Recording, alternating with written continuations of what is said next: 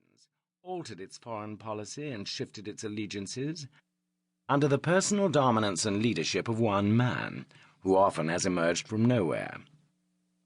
It is a nation that goes through periodic bouts of abrupt and often profound change in order to survive and progress. For General de Gaulle in 1940, the assumption of the mantle of French destiny was as natural as putting on his army greatcoat. As in the past, French history again required a leader to come to the rescue of the nation, to revive France, to restore France's honour and regain for her a place among the victorious powers of Europe. De Gaulle's origins were no more obscure than those of Napoleon, and his intellect and ability to seize and exercise power ruthlessly was every bit as strong. In the past, «L'État c'est moi» had been the watchword of the kings of France.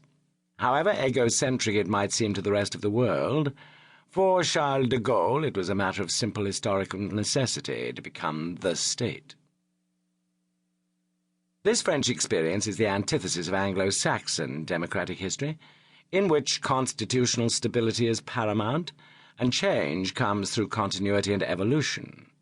For Anglo-Saxons, this made the de Gaulle phenomenon all the more difficult to accept and comprehend.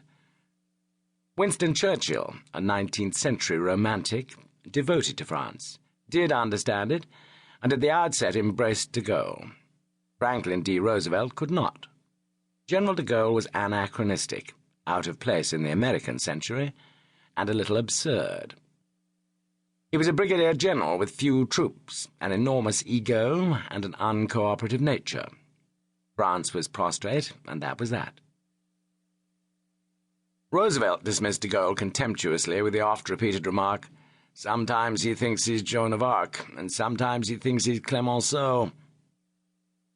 It was beyond his comprehension that this austere general, whom few men had ever heard of before, even in France, could create power for himself with nothing but his own rectitude, intelligence, personality, and sense of destiny.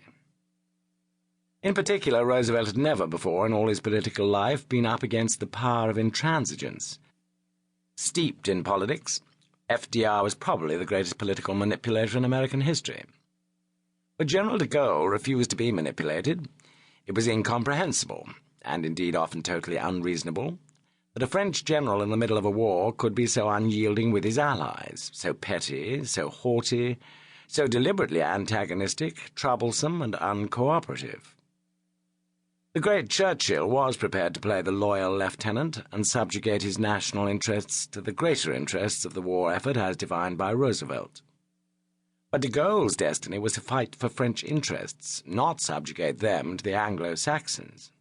Intransigence was his prime weapon, often his only weapon, and it remained his prime instrument of power to the end of his days.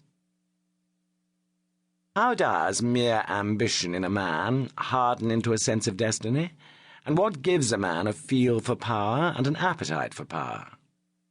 General de Gaulle, for all his vivid writing, discloses very little of himself, apart from rather melancholy introspections about France and other subjects.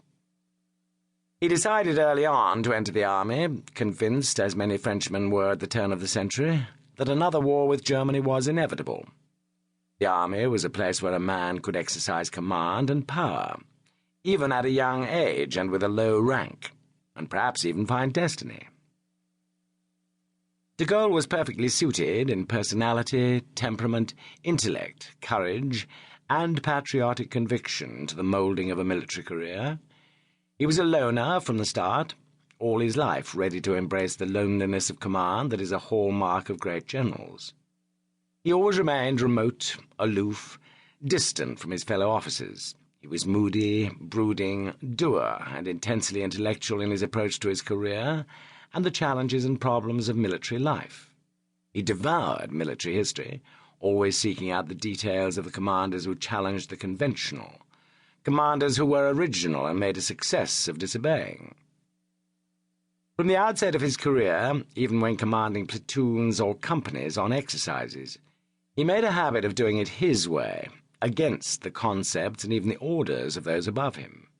He constantly sought to demonstrate his own independence and superiority, at whatever level he was operating.